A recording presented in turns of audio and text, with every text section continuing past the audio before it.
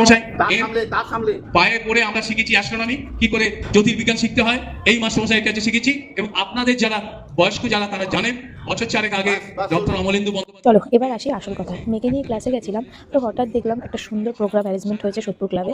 তো আমিও বসে পড়লাম, কারণ সেদিন আমি একাই ছিলাম, আমার অন্য কোনো ফ্রেন্ডসরা সেদিন যায়নি। তো এই ব্যাপারটা হচ্ছে, যে প্ল্যানেটগুলো আমরা নিউজে শুনছি, যে প্ল্যানেটগুলো পরপর করে আমাদের পৃথিবীর খুব ক্লোজে চলে এসেছে, নাকি সূর্যের ক্লোজে চলে এসেছে, সেই প্ল্যানেট নিয়েই এখানটা একটা মানে প্রোগ্রাম হচ্ছে।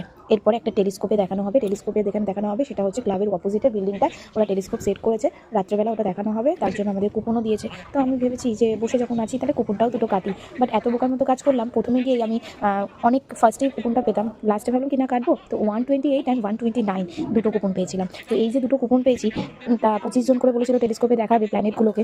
যেহেতু কিছু কিছু প্ল্যানেট আছে যেগুলো হচ্ছে সামনে থেকে দেখা যাবে না, সেই সমস্ত প্ল্যানেটগুলোকে দেখতে গেলে টেলিস্কোপ আমাদের লাগবেই, দূরে ইউরেনাস নেপচুন এগুলো যে আছে। তো এই যে প্ল্যানেটগুলোর জন্য টিকিট কাটা হয়েছে দেখবো বলে। কিন্তু দুর্ভাগ্যবশত সেদিনকেই নাকি সন্ধ্যের পরে মেঘ, এত মেঘ হয়েছে যে আমরা তো আর টেলিস্কোপ দেখতেই পেলাম না। এদিকে তো মেয়ে এসেছে, মেয়েকে যখন বললাম মামা আমি কিন্তু এরকম কুপন কেটেছি, ও কিছুই জানতো না।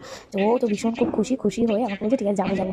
বসে আছি মেয়েকে আর সরে ওইভাবে অ্যাটলিস্ট আমাদের দেখাই হলো না। তবে ইনি কিন্তু ভীষণ বড় মাপের একজন সায়েন্টিস্ট, যেটা আর উনি যেভাবে বোঝালো, যেভাবে বললো, সত্যি বলতে পড়াশোনা করেছি তখনের নলেজ অনেক আলাদা, কিন্তু অনেক কিছু হয়তো জানতাম না, সেটাও জেনে গেছি। তো থ্যাংক ইউ সোদপুর ক্লাবকে এত সুন্দর প্রোগ্রাম একটা অ্যারেঞ্জমেন্ট করার জন্য, ভীষণ ভালো লেগেছে। Thank you so much, thank you আপনাকেও।